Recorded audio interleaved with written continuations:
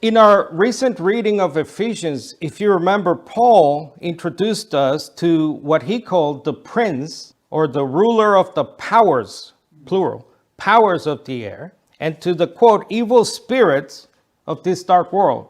Likewise, Peter in this first letter will introduce us to more spirits. And these are spirits that Peter says have been in a prison since the days of Noah. Now, this is clearly an allusion to Genesis 6, incredible event, where it says that the sons of God procreated. In Hebrew is known as the Nephilim, and in the Greek translation, giants. And they did this with certain women. Although God destroyed these beings, I mean, these were some kind of hybrid, by the way, they appear to continue as disembodied spirits, demons, in the New Testament, as we will see. Now, most of this information is outside the Bible, the origin of this situation where these giants, these Nephilim were destroyed, but somehow God allowed for their life to continue somehow without a body.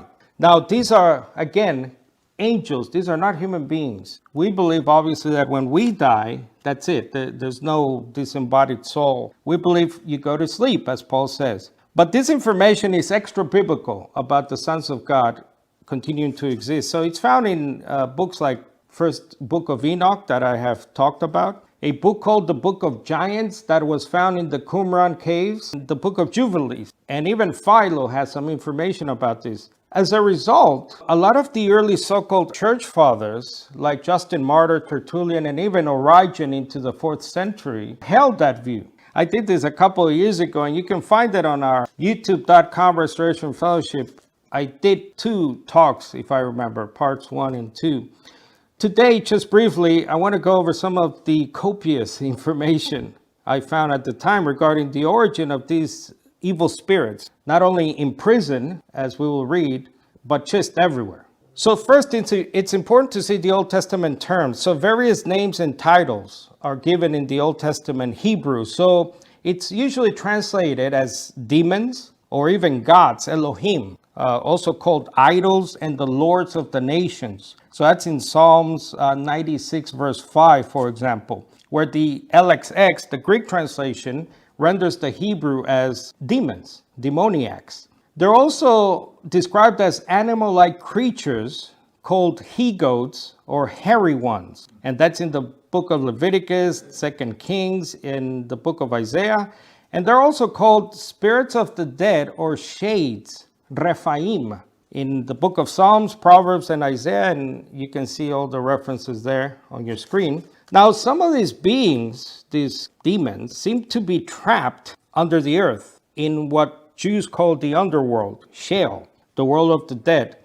There's a very interesting verse I want to give you, and hopefully you can further study this. Job 26, verse 5. Now, you'll see there that the Young Literal Translation renders the Hebrew there as the Rephaim are formed beneath the waters. And the Wycliffe Bible translates Septuagint, the Greek translation, when it says that the giants, they are the spirits of the dead. Now, other demons have been allowed by God to roam the earth, to harass humanity. And we see this throughout the Gospels with Jesus' interaction with demons. I introduced you at the time to a doctor called Dr. Michael Heiser. And again, see my disclaimer about Dr. Michael Heiser. He's a staunch Trinitarian. We are not Trinitarian. We do not advocate everything Trinitarians quote, obviously, but just we can agree on certain things, I believe. Dr. Heiser teaches that if you had asked a Jew back in the days of Jesus why the world was such a mess, why do we have so much violence, so much immorality? The ancient Jew, says Dr. Heiser, would have given you 3 main reasons. These are important reasons because this forms the background of what you're about to read in 1 Peter. First, the Jew would have said Genesis 3, the fall of humanity. Second, they would have said Genesis 6, that terrible supernatural event where the sons of God, angels, came down and had sex with our women. And then the Jew would have said Genesis 11, the Tower of Babel. Humanity was dispersed because they wanted to make a name for themselves and reach the heavens. Now, while the New Testament does not explicitly cite, once again, the extra biblical story of how giants, Nephilim, continue to exist, and this whole background to Genesis 6, it's clear nonetheless that the New Testament is highly influenced by these writings, this Jewish background. The role of the demons is to demonize. It's to influence. It's not, strictly speaking, to possess you. You see that in the Catholic literature. Unfortunately, that has seeped into mainstream Christianity. When we talk about demons, it's like they use the word possession, but it's not exactly possession. It's more of an influence. You're being influenced by demonic beings. Now, they appear as ailments. So the demoniac would appear to have blindness. They have a loss of speech. And you see this throughout the Gospels. Just to go quickly here, there are the verses in Matthew 9, 12, and Luke 11. They also influence so-called fortune tellers, or what the Bible would call false prophets. And you see that in Acts 16. And they also cause violent, insane behavior. Now, there is a possible allusion to this extra biblical origin story told to us by Jesus himself in Luke 11. When a demon is cast out of a human being, a person, it goes, Jesus says, to deserts or dry places, searching for rest. But when it finds no rest, remember, it comes back to the person. Now, the Old Testament describes in the desert, in these dry desert places or barren places, or what we today would call bombed out places, they live, these demons, with other creatures of the night, other demons. Isaiah 13 says, desert beasts will lie down, and their houses will be full of howling creatures. Their owls will dwell, and goat demons, I'm giving you the Hebrew here, will dance there. Now, your translation might say something different, but I suggest you look into the language of those verses, the original Hebrew language. Isaiah 34, it calls demons wildcats, hyenas. They hunt together. Demons scream out to demons. Creatures of the night will live among the ruins. Now, these things, these demons, some of them have an aversion to water, which is interesting. Perhaps a sort of post-traumatic syndrome from the flood, right? And Jesus' story about the demon known as Legion is an interesting background to that. And that's in Luke 8. Remember, when the demon, it's interesting, it's a plurality and singularity, right? We are Legion. They go, remember, into the pigs, and then the pigs, they influence the pigs to go into the water, and then it's like they dissipate or leave or whatever.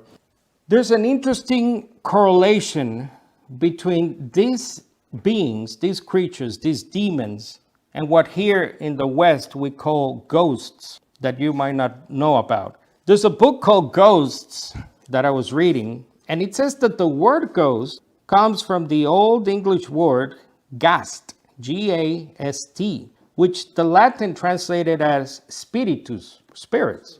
The author says, in ancient times, many believed that the real essence of any living thing, be it an animal or a human being, resided in the breath, and that the spirit might live on in the last exhalation of breath by a dying person. This spirit or breath could be good or evil.